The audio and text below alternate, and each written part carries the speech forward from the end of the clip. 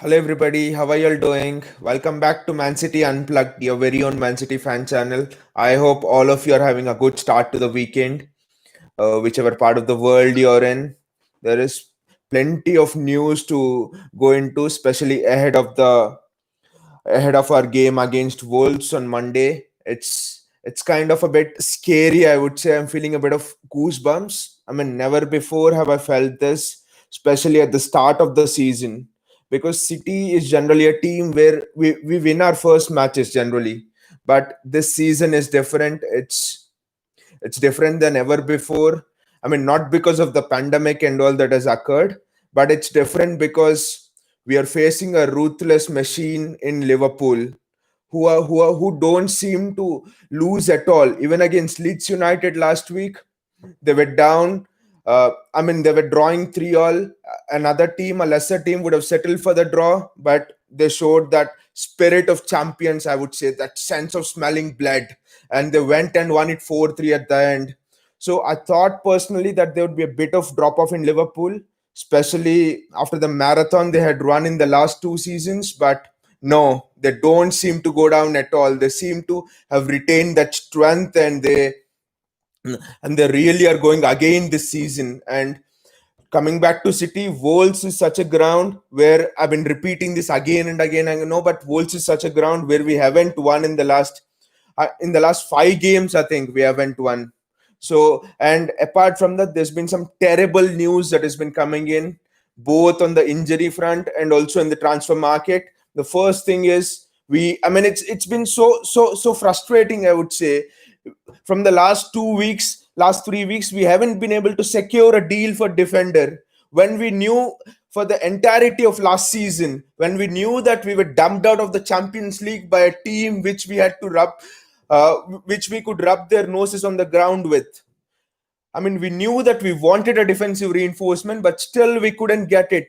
For 1 year, we knew, not even 1 year, from the past 2 years, we knew that we wanted someone out there. We went for Van Dijk, missed it. We went for Harry Maguire, missed it over a couple of pennies, over 5 million euros. And now Koulibaly, Napoli saying 75 million pounds. City firmly believe that he's no more than 65 million pounds, and that's it. I think the negotiations are done. I don't think we are going to get Koulibaly. So it's done. City will not pay 75 million pounds for a 29-year-old who I think in 3-4 years again will have to go and splash 85 million pounds on another defender. And what are the alternatives City are looking for? Jose Jimenez, 90 million pounds we have bid. Release clause is 120 million pounds. Atletico don't need to sell. We are not going to get him also, I think, unless City go and maybe up their bid by another 10 million pounds or something.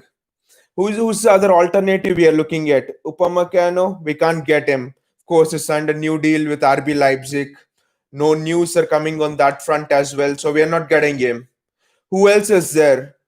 Who else is there to improve our defensive line? Don't tell me it's Diego Carlos. For God's sake, don't tell me it's Diego Carlos. I mean, you know what my views are on him. He's just a Nicolas Otamendi with pace. Why not just give Nicolas Otamendi a pair of skates and make him play in the defensive line? He would play better than Diego Carlos, I would say. When has City become a club who are looking for that cheap cut price options, just like United is looking at? We don't want to go down the route which United did, looking at cheap cut price options over 4 or 5 million pounds. Like if you see what United have done, Phil Jones, Eric Bailly, Marcus Rojo, they have bought in all cheap options who are not even fit for a championship side. And when has City become a club who's going down that route? No, we should not go there because United are competing for fourth. Come on, who are we? We are competing with Liverpool for the title, a side which is excellent at the back, I would say, which is excellent throughout, and we are already seeing that there are significant holes in the team. What would happen if Kyle Walker gets injured at right back? Or what would happen if Benjamin Mendy gets injured at left back again? No, we don't want have an alternative. You can't say that Nathan Ake is an alternative because then we would not have any alternatives at centre back. Now Laporte is not starting against Wolves. We don't have another centre back who has come in from the transfer window. Who will start now? Natanake? And who? Will it be John Stones? Will it be Otamendi? We don't have anyone there. Come on. The first match of the season, and we are not ready at all. The first match of the season, already holes are appearing in the title defense. Where will we go down as a club now? I mean, if we don't buy a defender, I've been saying this again and again, we should be fighting for fourth with Man United if United gets Sancho, because Chelsea is going to get another goalkeeper for sure. And they are going to be much, much stronger, and they'll compete with us for the second spot. And if we don't get that defender, we might as well give up the second spot to Chelsea. And also, coupled with all of this, another bad news is that Sergio Aguero is going to be out for 2 months, 2.5 months. That's the official word from Pep Guardiola's press conference yesterday. I mean, yesterday's press conference, Pep is generally very excited before the start of a new season, before the start of a match. He talks tactical stuff and all, but yesterday, I mean, though he didn't say it explicitly, you could see that concern in his eyes. Concern that, I mean, never have we seen that sort of thing in Pep's eyes. You could see the concern that he still feels that City has not covered that gap to Liverpool, especially when Liverpool have signed Thiago yesterday, and news is that they're also signing Diego Jota today. Two signings that would significantly improve their squad.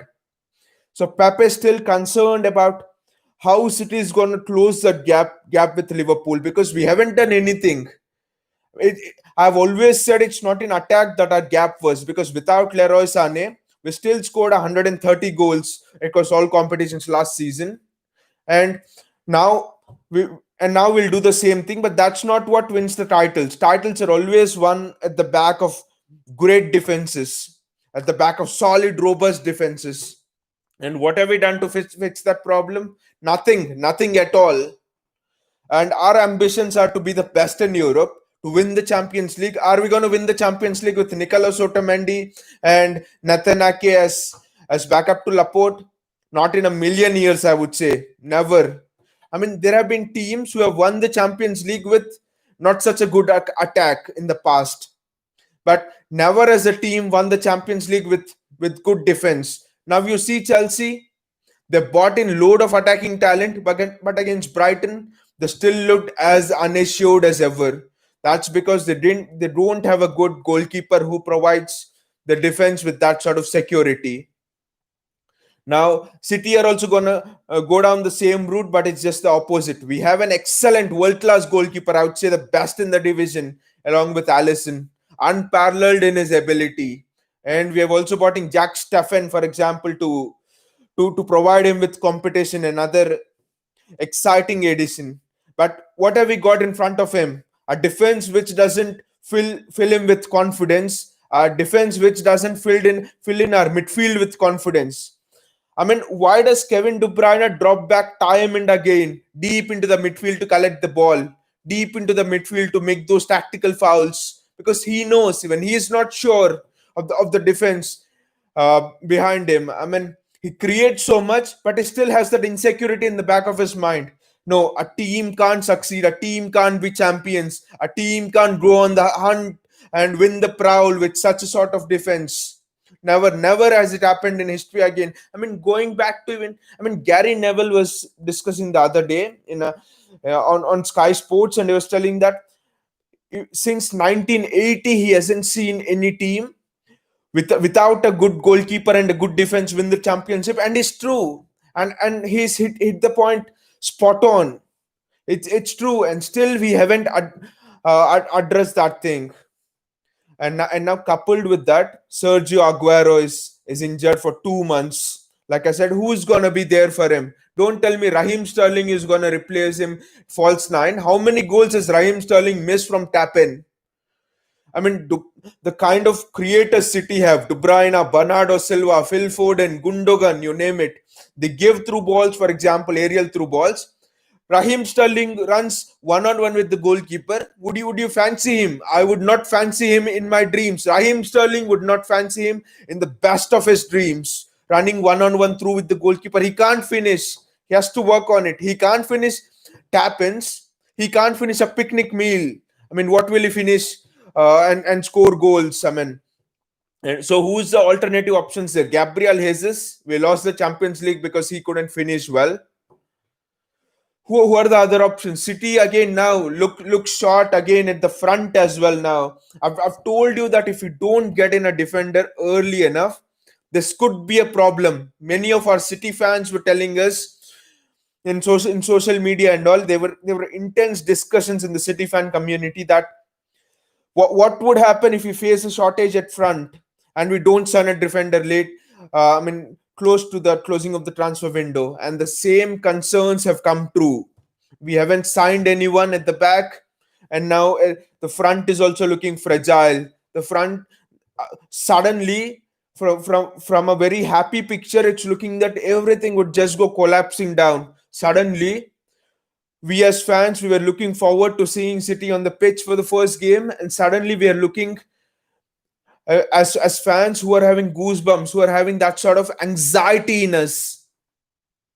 Suddenly it is looking as same old City, same old City. Can we come back from the nightmares of last season, which has given us plenty of food for thought? It's looking very difficult now. I would say dark clouds are lingering over the ambitions of where City want to be. Young players are not signing their contracts. Eric Garcia, as you know, will go. Is a really good talent, as you all know, and he's established himself in the first team. Now Tosin Adrabioyo, another great defender. I mean, great prospect, I would say. It is said that Pep is a great admirer of him. He's fast, really fast than you think. He's good in the air. These were the exact words of Pep 2 years ago. And now he hasn't signed a contract with us. He's going to Leeds. I mean, there are 4 or 5 clubs interested for him. So you know the quality we are losing, and still we are keeping the trash like John Stones and Nicolas Otamendi at the club. I mean, just leaving football apart from a minute. I mean, in what aspect of life? I mean, take any aspect of life. In which aspect of life do you think that a person can grow, that an organization can grow if it clings on to that comfort zone? It clings on to that it clings on to that notion that even if people are shit, the very fact that they're experienced will take us to the title. No, it never happens. When will we realize that as a club? And I mean, in the past, we have held on far more to players like Mangala, players like Demisilis, and we have suffered.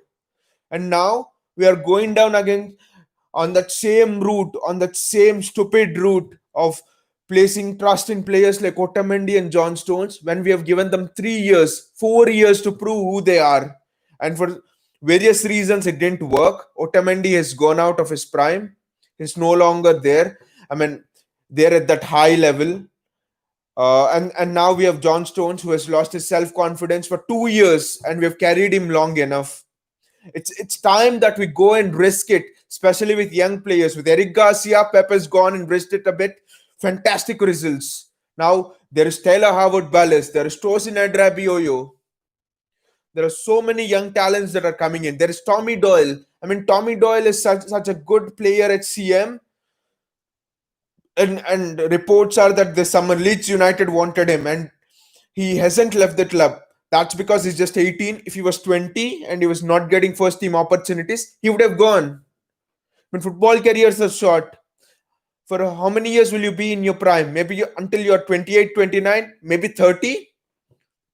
After that, what? You can't just tell academy players to wait until they're 22, 23, until they've proven themselves in a big foreign league. Then you want to pay double the price and get them back. I mean, Jadon Sancho is an example, though I don't blame the club for letting him go, because then we had Leroy Sané as well, whom we thought would stay. That was not the club's mistake. But Phil Foden, I do think that, okay, David Silva was there. That's why Foden waited. Just imagine if David Silva was not there and Foden was not getting the chances, he would have left. He would have gone to Dortmund or Bayern Munich and won the Champions League and done lots of things, just like Jadon Sancho has done, or gone to Real Madrid or Barcelona. I mean, I think we should be more ruthless, and we should change this policy of clinging on to that comfort zone far more. Pep is not that sort of player. But then in this title race, I think what they say is the title race with Jose Mourinho in that period between 2009 to 2011-12 has really scarred both Pep Guardiola and Jose Mourinho. And from there, it is said that both the managers, they're a bit more skeptical. They're a bit more inclined to hold on to that comfort zone, to hold on to that sense of security.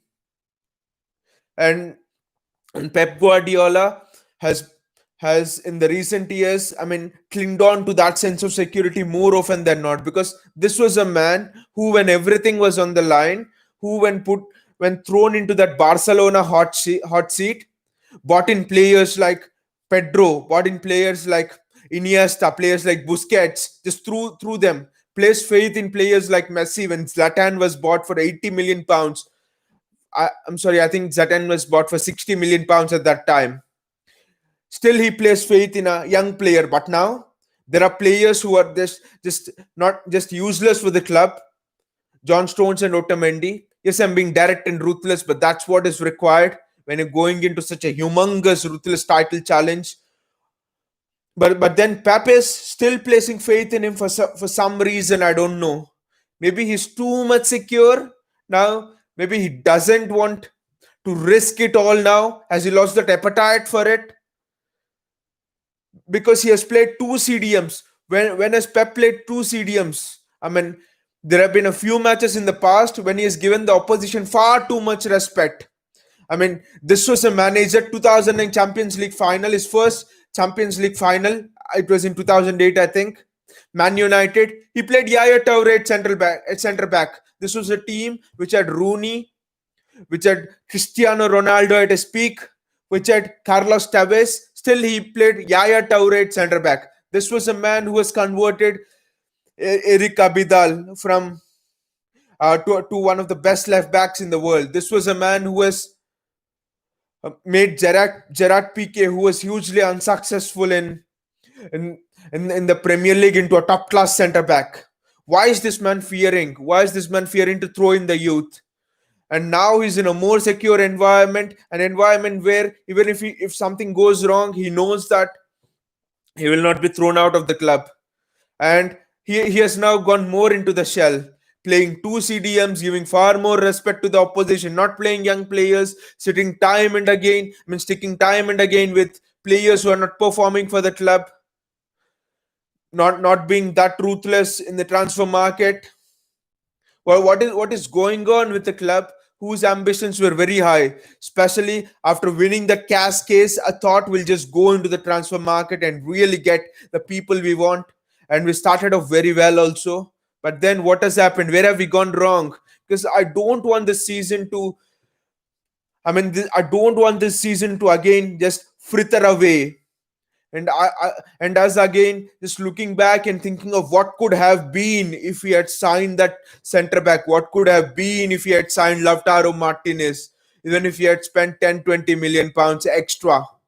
What could have been if he had signed another central midfielder? I mean, Pep said he's very happy with central midfield options.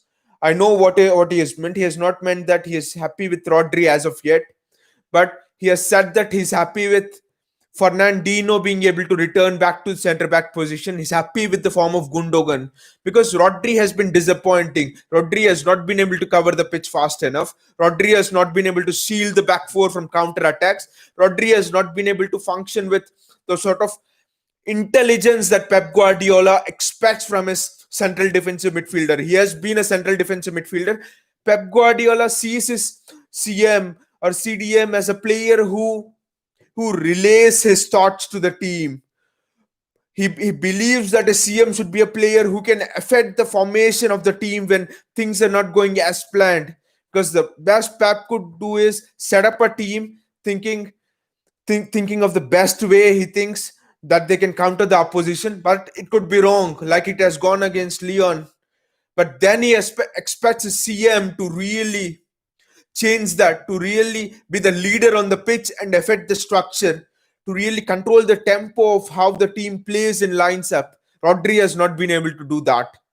Fernandinho has been able to do it. That's why we have been without a good left back, without such a good centre back, we have been able to win titles under the past. So Pep does not have complete faith as of yet in Rodri, but it's really exciting to see how much faith will he retain after the end of this season, even if this season doesn't go well for Rodri, because I think this season is either now or never for especially Rodri. Fernandinho will be retiring, will be gone next season mostly. There'll be Rodri, who will be the backup again. See, again, we have put ourselves into such a big swamp. If we don't get the center back we want this season, or we get a cut price center back, we will have to find a replacement for Aguero. We'll have to find a replacement for Fernandinho. We'll have to find a replacement for, for Zinchenko, or just a backup for Mendy also. And we'll have to keep on looking to find a replacement for Ferran Torres, for Kyle Walker, for example. Age is catching up for him. He'll be 30, I think, next season. See, again, we are coming into the crossroads already of where an Arsenal was when their best generation of players just went. We are again coming into a place where Man United were in 2012, when Alex Ferguson went, leaving behind a title winning squad. We might just be in the same place when Pep Guardiola eventually leaves next year or the year after. What will we do then? Having to replace 3 or 4 players, and the transfer market will be double priced next season, especially now that due to this pandemic, clubs are selling players for cut price. For really reduced prices. They will increase the prices next season, obviously. Lautaro Martinez is going to cost 130 million pounds. What will we do then? You can't expect to spend 300 million pounds in one transfer window. And a new manager who comes will need the backup of at least 1 or 2 heavyweight signings. And if Kylian Mbappe is open to leave PSG next season, as it has been widely thought, we'll have to set aside what at least significant chunk of 150 200 million pounds for him, and also a great amount of salary for him. What we are going to do then? It's just becoming a very dark swamp, I would say. We have just stepped ourselves into muddy waters. The transfer window just closing in on 2 weeks. Now again, this has become a seller market because we have turned this into one. Now Napoli can, as the weeks go by, Napoli can even ask 90 million pounds for Koulibaly, and we will pay at the last moment. Because it is our desperation to get the player. Napoli don't have to sell now. Atletico Madrid will hold on to that release clause, because if we had bid 90 million for Jose Jimenez at the start of this transfer window, or even at the start of September, we would have had the player now. Because Atletico is sensing that we have that sort of desperation in us. We want the player at all costs. And when that sort of thing is sensed in a person while making a deal, the other person will pull the deal more and more, because he thinks that the other party is so much desperate to get the deal done that he'll go to whatever extent possible. Just like Alexis Sanchez did with Man United. He played his cards well and got that £500,000 fees. Just like Messi almost did with Barcelona for negotiating a much more better contract in terms of conditions, which he does every year. He had just done it more long enough this time because he wanted the Barca president to go. So it's the same thing. We have suddenly turned a market which is favorable to us into a market which is favorable to the selling party. And now we are facing a match against a team where we haven't won in a couple of years, where Pep has lost many points, unsure of our defenders, losing the arguably the best striker in our club's history, arguably one of the best strikers, top 3 strikers in the Premier League. We are unsure about the ruthlessness. We have 2 young people, 2 newcomers, which are Nathan Ake and Ferran Torres, young, have to settle down. We do not know how much time they'll take to settle down in a new environment, in a new culture, in a new ethos of what the club is about, in a new sense of pressure. Because Ake playing at Bournemouth at centre back, the pressure is different. But playing at City in that centre back, the opposition will get 1 or 2 chances. The chances will be razor sharp, gilt edged chances. If they don't take them, I'm sorry, if you don't defend well, they'll score. It will be a one-on-one. That will be the sort of high quality chance which they give up. Can you defend? That will be the level of pressure. One-on-one against the striker. You'll wake up uh, from your peaceful sleep if you get that dream. That is how ruthless strikers are in the Premier League. Can Ake for stand up to that sort of pressure? We still do not know actually. Ferran Torres, one of the best young prospects in Spain. But this is not Valencia, where Ferran Torres misses a goal, and it's fine. Here, Ferran Torres misses a goal. He might have as well dropped the title. Those are the stakes, especially when you're chasing Liverpool, when you're chasing the side like Chelsea, who have spent 200 million pounds and are ready to spend another 100 million pounds to replenish their squad. So that is the kind of ambition you're against. And what is your temperament? What is your character in these sort of situations? Do you have that personality to go in this title race again?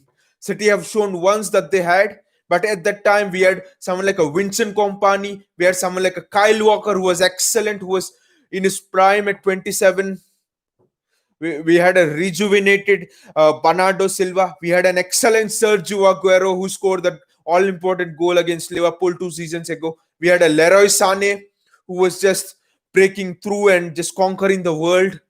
We had a Fernandinho almost at his prime and was playing very well.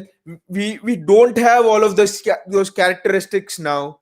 So again, this is a question of a personality more than ever, and that is the big question mark. Do we have it? Because Pep always talks about having that big heart, having that courage to make mistakes, and having the courage to again to request the ball again, even knowing that we have already made a mistake. Do we have the courage to again go for it, knowing that you make another mistake, you might as well have cost the team? Do you have the courage to ask for the ball again and again, not fearing making mistakes, wanting the ball, wanting the responsibility, which is what I didn't see in that match against Lyon? Why I was so disappointed, why I was so much angry with the club. It was not that we didn't win. I don't expect us to win every championship or every game we go into. What I expect us to play with a big heart. What I expect each player is to go in there and show that personality, show that he wants it more than anyone else. That he has great ambition to play for this club. That's what I want every player to show, and we didn't show that in the match against Leon. We didn't show that in the match against Norwich. We didn't show that in the match against Spurs. We didn't show that in many times last season. So what has changed that we will show it this time? We weren't ruthless. Raheem Sterling, for example, was running, going one on one, didn't want to shoot. He was looking like this to pass to other player. And when a goalkeeper senses that sense of fear in you, he is more confident and he will block the shot. He will save it. I mean, it doesn't matter even if you don't have the confidence. Have the courage to go. It doesn't matter even if you make mistakes. What matters is you have tried. It does not matter whether you have succeeded or not, but your greatest win will be in knowing that you have tried to succeed. And that is the mentality I think we should go in with this season, especially in the first match. And City face a big ruthless schedule. I think in the first 9 days we have three matches or so. We have against Wolves, then the Carabao Cup match against Bournemouth, then we face Leicester, then we face Leeds. So we have four matches in the first 9 days against top quality sides. Maybe Bournemouth might be a bit of a relaxing thing, but then you go out against Bournemouth in the Carabao Cup, straight away the blow is stuck in your face. Early on in the season, you're out of a trophy. What will that do to your morale? Out of a trophy that is seen as a safe bet. You've won it in the past 3 seasons. That will just push the morale down again. And is there a leader in this squad? Who is the leader after Company has gone? Maybe De Bruyne is, but De Bruyne, is he a vocal leader? I'm not quite sure. I would like to see more from him. Who is that Company as sort of a leader? For example, against Leicester 2 seasons back on a cold night, fans were getting anxious. 70, 75 minutes, 0-0. No signs that City are going to break through. That sense of anxiety was in the air. Cold night in cold night in Manchester, Company steps up and hits a rocket that rifles into the top net. That's the leadership. And everyone around him was shouting, "Don't shoot, don't shoot." But still, he had the personality, courage to shoot.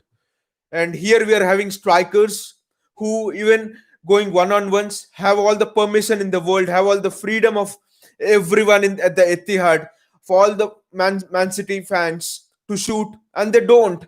That is the difference between a leader, between a personality who really goes for it, and others. Where is that Company sort of a leader? It's not just a center back we didn't replace, it's the leadership qualities in him we didn't replace. You don't just win titles because of quality players, or just world class players. You win titles also because of players with that leadership qualities, the character. Roy Keane, there were better CDMs in the world around that time, but there were no better leaders. Patrick Vieira for Arsenal. Might be there were better CDMs over there, but Patrick Vieira, that sense of personality, that sense of leadership, that sense of vision, that sense of motivation that he gives, hits you in the face if you don't play well. You know, if you don't take responsibility, you always have a Patrick Vieira or a Roy Keane who will always be in your face. Where is that sort of leadership at Manchester City? No, there is an absence of that. Are we going to again go back into being that soft team with a very soft underbelly that is not going to win us titles? On the pitch, for that 90 minutes, you need to compete. You need to compete that everything is at stake. You need to compete that I'm going to give my all for this 90 minutes. That's how ruthless you should be, because other teams will not leave you. Liverpool, they haven't lost till January last season, the season before also, and they have not lost that appetite. So this title race is going to be a really, it's going to be a walk in a ruthless forest where no one is going to spare you. There's going to be no freebies, and City and Pep Guardiola are going to be under intense scrutiny. This will be the most pressure. This will be the most pressureful season, I would say, in the last decade. A season laden with challenges, a season which will be laden with great questions about our temperament, about our character, a season laden with are we good enough, a season laden with goosebumps, with frustrations. This is going to be a whole package of a journey, and we haven't even started it. So I think as City fans, we need to be up to it. We need to be behind the club, and players also should not be shirking responsibility. Should need to go for it. That's what is the message from me. Message from all of us City fans. We need to be up for it. This is going to be the biggest challenge in the last 1 or 2 decades, I would say. That's how big this season is going to be, in terms of not only competing for the title, but in terms of defining who we are, in terms of having that confidence in our self identity that we have built over the last decade. It's time that this is the season where we should start consolidating our identity about who we are. We have gained that identity in the last 3 4 years, especially. Now consolidating it. Are we going to slip down and be a club which will again go into the shadows and be talked about? Oh, but this team is not good enough as the 2017 Man City team, not good enough as the 2018 team. Or can we maintain our identity and say, wow, this City team is still playing with that passion, with that panache, with that sort of self identity, with that sort of ruthlessness? That is what I want us to be identified with. And let us just hope that City will go down that route, playing with that freedom of the footballing pitch of what we have seen in the last 2 3 seasons.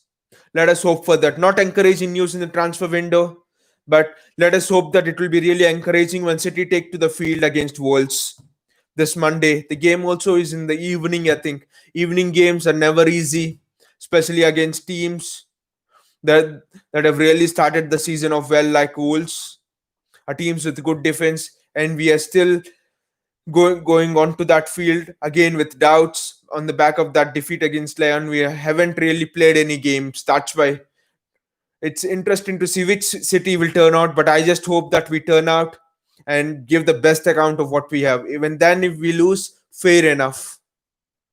Life's battle, it's not necessary that you win all the life's battles, but what is necessary is you go on with a big heart, and give everything and show great character in the face of adversity and try to win all of life's battles. That is what is really essential, what is important, be it football pitch or be it every day in life. Don't lose your personality, be who you are. That's what I want City to be when they step out against a team like Wolves. I mean, it's been a bit long today, I know that, but really I thought I have to say this, especially on what is happening in the transfer window and how the season is just looking to translate, and especially how I've been feeling in the last 2 3 days relating to what City are doing and the lack of inactivity and the news coming in with the Aguero injury as well. Let us just hope for the best and City give everything they have come Monday and they step out on the field. I just hope that you all guys have enjoyed the content. And if you have liked the content, please click on that like button. And also, please click on that bell icon and click on the subscribe button just beside the bell icon so that you'll get notifications whenever I post new content. It's been wonderful having this elaborate chat with you all. It's been really great interacting with you all. Let me just know in the comments below, what do you think about this season? What do you think that City will really be able to finish the signing of Koulibaly or not?